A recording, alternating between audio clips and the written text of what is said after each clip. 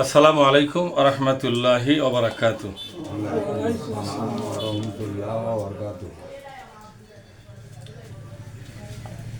আউযু বিল্লাহি মিনাশ শাইতানির রাজীম।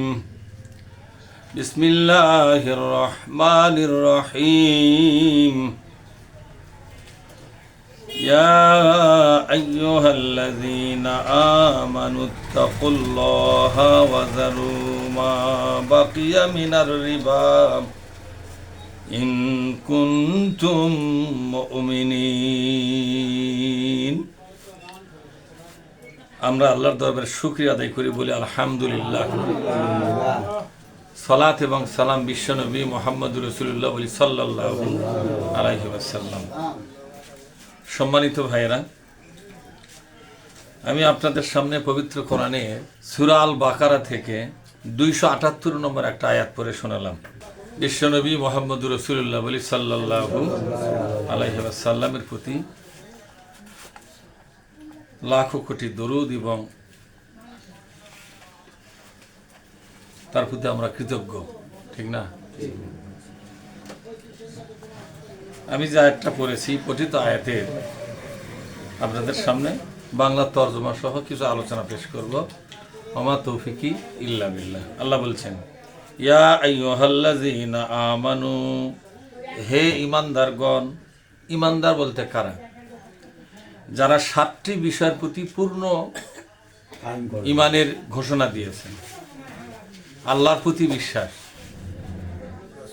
রাসূলের প্রতি বিশ্বাস, কিতাবের প্রতি বিশ্বাস, ফেরেশতাদের প্রতি বিশ্বাস, আছে না? তারপরে আখিরাতের প্রতি বিশ্বাস, পুনরুত্থানের প্রতি বিশ্বাস, ভাগ্যের ভালো এবং মন্দ দুটাই হয়। তকদির শুধু ভালোর জন্যই নয়, মন্দর জন্যই কিন্তু তকদির।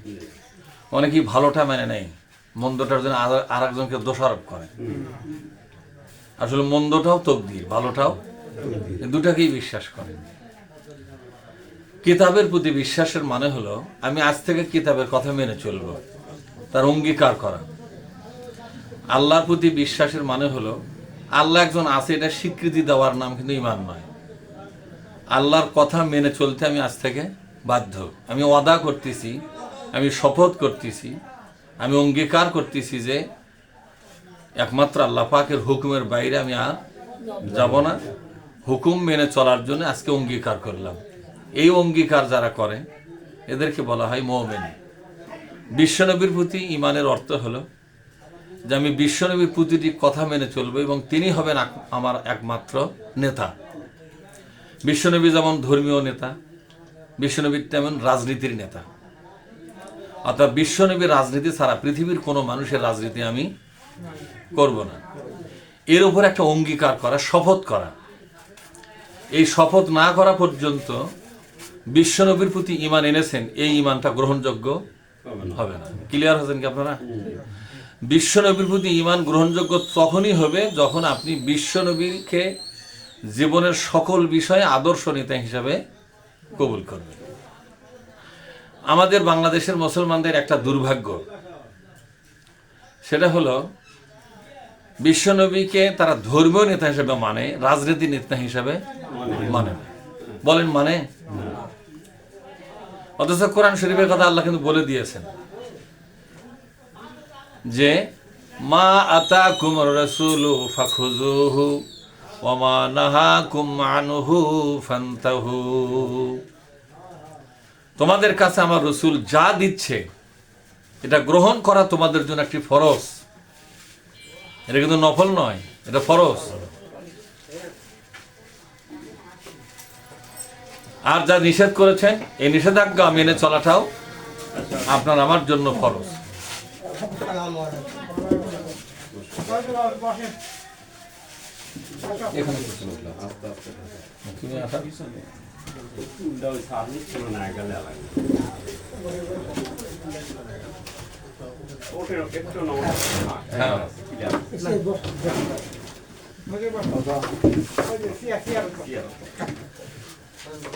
এবার আসো, ওই বেশ ওই লোক আসবে তো দিকে।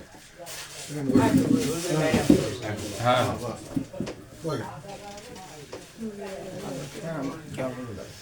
হ্যাঁ সম্মানিত ভাইয়েরা, তাহলে আপনারা শিখলেন যেটা, যে বিশ্বনবীকে শুধু ধর্মীয় নেতা যদি আপনি মানেন, বিশ্বনবীর প্রতি আপনার ইমানটা বাতিল হবে। ইমানটা কি হবে? বাতিল হবে। বিশ্বনবী শুধু ধর্মীয় নেতা নয়, বিশ্বনবী রাজনৈতিক নেতা, অর্থনৈতিক নেতা। একটা দেশ পরিচালনার জন্য যে সাংবিধানিক নেতা থাকে, বিশ্বনবী হলো সেই নেতা। আপনাকে মানলে সবটাই মানতে হবে। বিশ্বনবীর জীবনের কিছু অংশ মানবেন, আর বাদ বাকি জীবনের কিছু অংশ মানবেন না, আপনার ইমানটা বাতিল হবে। ইমানটা কি হবে?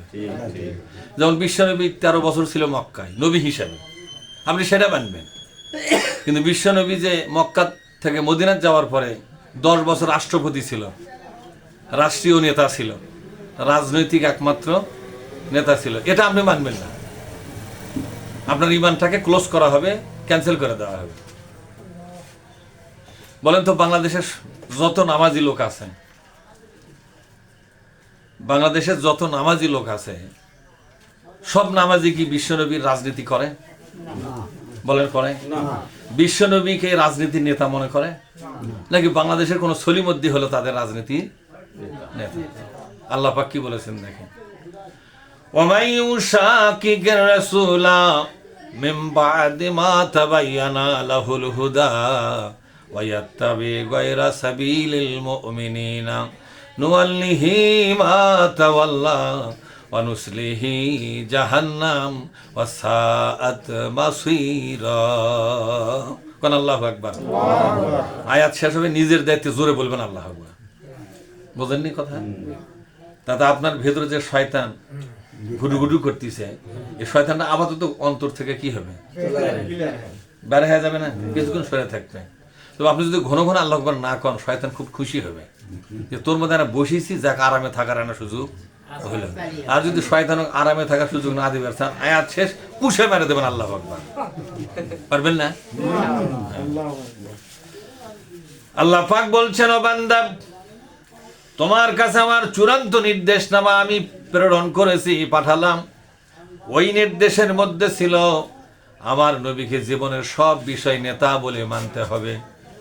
কি বলে মানতে হবে? জোরে বলুন। নেতা বলে মানতে হবে। আমার নবীকে যদি জীবনের সব বিষয় নেতা, আল্লাহ পাক বুঝালেন এই আয়াতের মাধ্যমে, ও বান্দা, তুমি যদি তোমার জীবনের সব বিষয়ে আমার রসূলকে একমাত্র আদর্শ নেতা বলে না মানো, তাকে কিছু বিষয় মানবে আর কিছু বিষয় মানবে না, এমন যদি হয়, নুওয়াল্লিহি মা তাওয়াল্লা, আমি কোনো বান্দাকে থামাবো না। বান্দা তার স্বাধীনভাবে চলবে, দুনিয়াবাসীর সামনে পরেশগার বলে মনে হবে, ইবাদতকারী মনে হবে, তাহাজ্জুদ গুজারি মনে হবে, কিন্তু আমি আল্লাহ রব্বুল আলামিনের কাছে বান্দাকে আমি বান্দা বলে স্বীকৃতি দেব না, বরং বান্দাকে মরণের সাথে সাথে ওই বান্দাকে আমি জাহান্নামে দেব।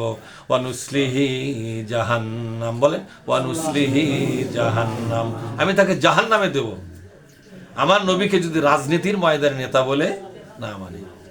আর একটা আয়াতে আল্লাহ তাআলা বলছেন, ফালা ওয়া রাব্বিকা, ওগো নবী, আমি আমার নিজের নামের কসম খেয়ে বললাম, লা ইউমিনুনা, ওই সমস্ত লোক যত ইমানের দাবি করুক, যত ইমানের কাজ করুক, যত নামাজ রোজা হজ যাকাত ফিতরা তাহাজ্জুদ নামাজ জিকির আজকার যতই করুক না কেন, নফল নামাজ নফল রোজা দাড়ি টুপি জুব্বা যদি সুন্নতি হোক না কেন, আমি আল্লাহ আমার জাতের কসম খেয়ে বলতেছি, ওরা কোনোদিন আমি আল্লাহর কাছে ইমানদার নয়। কে বলেছেন? আমি আল্লাহর কাছে ওরা ইমানদার নয়, দুনিয়ার সব মানুষের কাছে ইমানদার বলে তারা পরিচিতি লাভ করবে, আর আমি আল্লাহর কাছে তারা পরিষ্কারে বেঈমান বলে স্বীকৃতি পাবে। কেন? অপরাধ হলো হাত্তা ইউহাক্কিমুকা ফীমা শাজারা বাইনাহুম, বলেন, হাত্তা ইউহাক্কিমুকা ফীমা শাজারা বাইনাহুম, যতক্ষণ পর্যন্ত ওরা আপনাকে রাজনীতির নেতা বলে কবুল না করবে, ততক্ষণ পর্যন্ত আমি আল্লাহর কাছে ওরা বেঈমান, ওরা বেঈমান, ওরা বেঈমান। কার কথা? ওদের তাহাজ্জুদের নামাজ আমার প্রয়োজন নাই, ওদের 5 ওয়াক্ত নামাজ আমার প্রয়োজন নাই। কি হবে এগুলো করে? ওর ইমানটাই তো আমি বাতিল করে দিয়েছি, ঠিক না? যার ইমানই ঠিক নাই, বাতিল হয়ে গেছে, তারা আমলের কোনো এই দাড়ি টুপি জুব্বার, আতর মাখা, রাস্তার কাঁটা ফেলে দেওয়া, বাপ মায়ের সেবা করা, জীবনের কোন ভালো আমলগুলোকে আমি দাম দেব না, বাতিল করে দেব। আল্লাহ পাক বলছেন ফালা নুকিমু লাহুম ইয়াউমাল কিয়ামাতি ওয়াজনা, কিয়ামতের দিন আমি তার আমলগুলোকে আমার দরবারে ওজনই করে দেখব না, ওগুলো কতখানি হয়েছে, ওগুলো ওজনই হবে না। কেন হবে না? ওরা আমার নবীকে রাজনীতির নেতা বলে মানে নাই, ওরা ভিন্ন ব্যক্তির রাজনীতি করেছে, কোরআনের রাজনীতি ওরা। তার কোরআনের রাজনীতি করতে গেলেই তো নবী হবে রাজনীতির কি, রাজনীতির গুরু হবে না নবী? আপনি যদি কোরআনের রাজনীতি করেন, হাদিসের রাজনীতি করেন, তাহলে আপনার রাজনীতির গুরুটা কে হবে? এই কোরআন হাদিসের যিনি গুরু, যিনি শিক্ষক, তিনি কে? মুহাম্মাদুর রাসূলুল্লাহ। আপনি যেহেতু কোরআন হাদিসের রাজনীতি করলেন না, এই জন্য বিশ্বনবীকে রাজনীতির গুরু বলে মানাও আপনার পক্ষে সম্ভব হলো না। আর আল্লাহর পক্ষ আপনাকে ইমানদার বলে মেনে নেওয়া আল্লাহর জন্য সম্ভব হলো না। জান্নাত দেওয়াটা আল্লাহর জন্য সম্ভব হলো না। আল্লাহ পাক ফয়সালা করে ফেললেন ওয়ানুসলিহি জাহান্নাম, এই জাতের লোকেরা জাহান্নামী হবে। ওয়াসাআত মাসীরা, এই জাহান্নাম বড় কঠিন এবং করুণার নিকৃষ্ট জায়গা হবে। নাউজুবিল্লাহ বলেন। তাহলে আমরা যদি আমাদের ঈমান বাঁচাতে চাই, আমাদের ইসলাম বাঁচাতে চাই, আমাদের ভেতরকার ইবাদতগুলো যদি বাঁচাতে চাই,